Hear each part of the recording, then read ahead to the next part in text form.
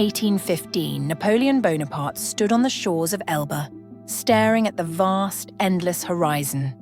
The waves crashed at his feet, but his mind was elsewhere, trapped in the past. He had once commanded nations. His name had been whispered in fear by kings and rulers. He had shaped history itself. And now, a prisoner, a forgotten relic, a man without a throne.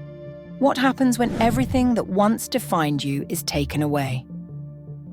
Most people assume they would find peace, finally free from the weight of responsibility. But for Napoleon, it was torture. He wasn't just exiled from France, he was exiled from the identity he had built. Because who was he, if not an emperor?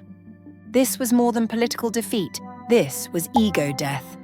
And the ego fights to survive. So Napoleon clung to his image. He refused to accept his downfall, convinced himself that the world still needed him, that without his leadership, France would crumble. And so, he escaped. He returned to France for one final stand, one last battle. Waterloo. His ego dragged him back into war, back into destruction, because the ego would rather die trying to preserve itself than face the truth of its impermanence. But here's what's fascinating. The opposite path existed.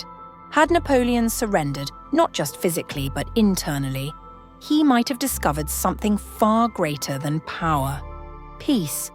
What if instead of returning to war, he had accepted his fate? What if he had let go of the story he had built? That's what most people never realize about the ego. It's not just a thought in your head. It's an entire identity that you defend, even when it causes you suffering. But to truly see the ego for what it is, we need to go even deeper. Because Napoleon's story isn't unique, it's your story too. The ego's illusion. Think about the times in your life when you felt attacked, not physically, but emotionally. When someone questions your intelligence, your beliefs, your reputation, why does it feel so personal? Because your mind has built an image of you. It has collected every experience, every opinion, every achievement, and woven it into a story of who you are. But here's the problem. This story is not real. It's a mental construct. And yet people will fight, suffer, even destroy themselves just to defend this illusion. History is filled with examples. Napoleon fought for an identity that no longer existed. Athletes struggle to retire because they don't know who they are without their sport. Celebrities fall into depression when fame fades because their ego was built on the illusion of being admired. And even in everyday life, you argue over opinions just to prove you're right because admitting you're wrong feels like death to the ego. You cling to relationships that don't serve you because the ego fears losing the identity of being wanted. You fear failure, not because of the failure itself, but because of what it means for your self-image. The ego survives on attachment. It needs you to believe in your own mental story. Because if you stop believing it, it disappears. And this is where we reach the real question. Who are you beyond the ego? Because if you strip away your thoughts, your beliefs, your past, what remains?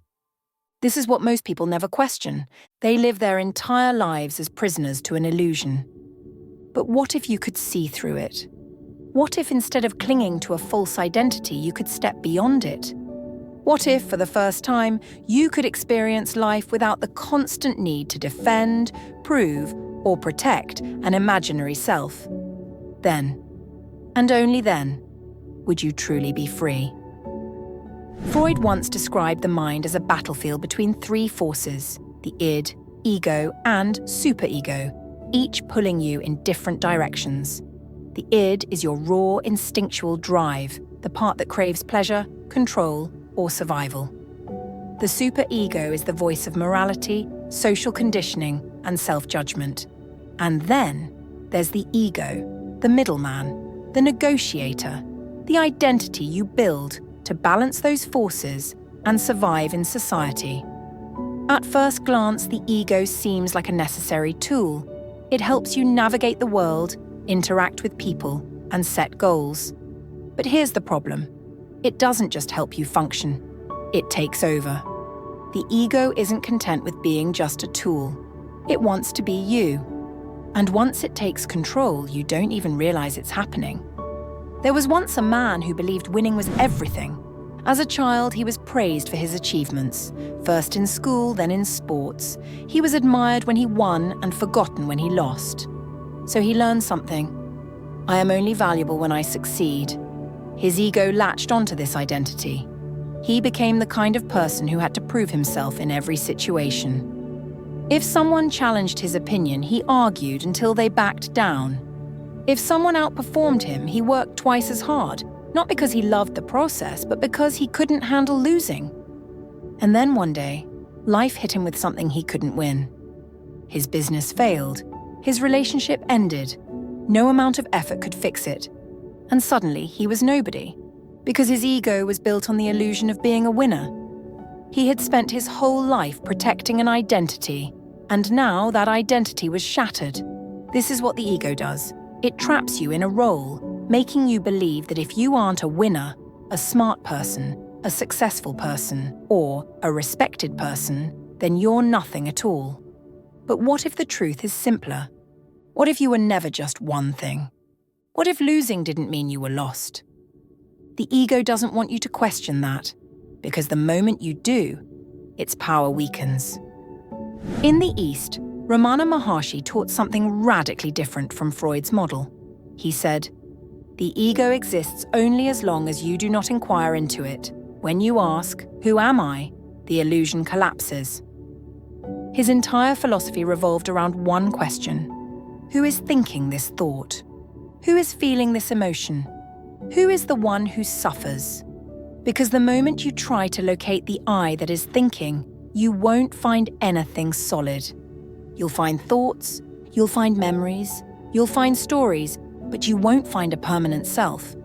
This is where most people struggle. The ego doesn't like this question because it thrives in illusion. It needs you to believe in an identity so that it can survive, which is why most people never look beyond it.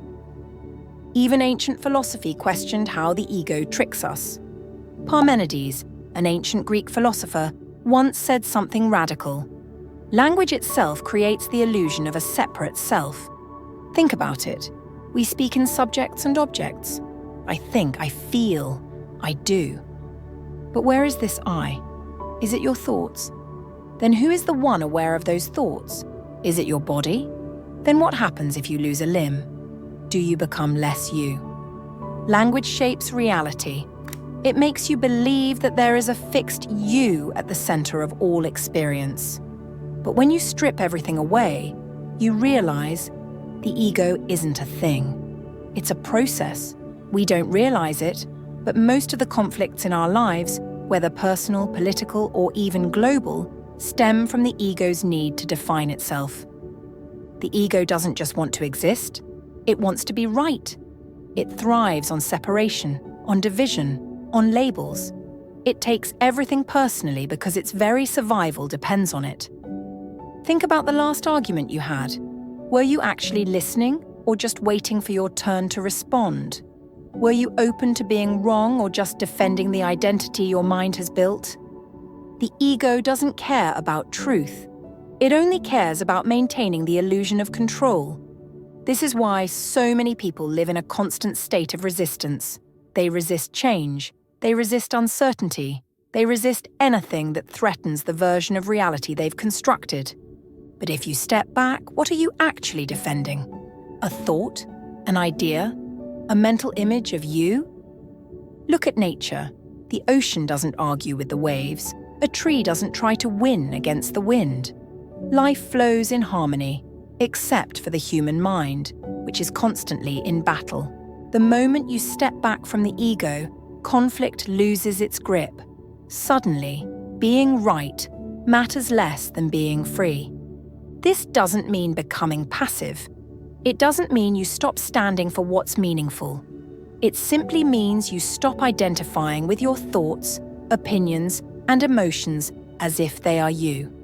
Because when you see them for what they really are, passing clouds in the sky of awareness, then, for the first time, you can actually think clearly.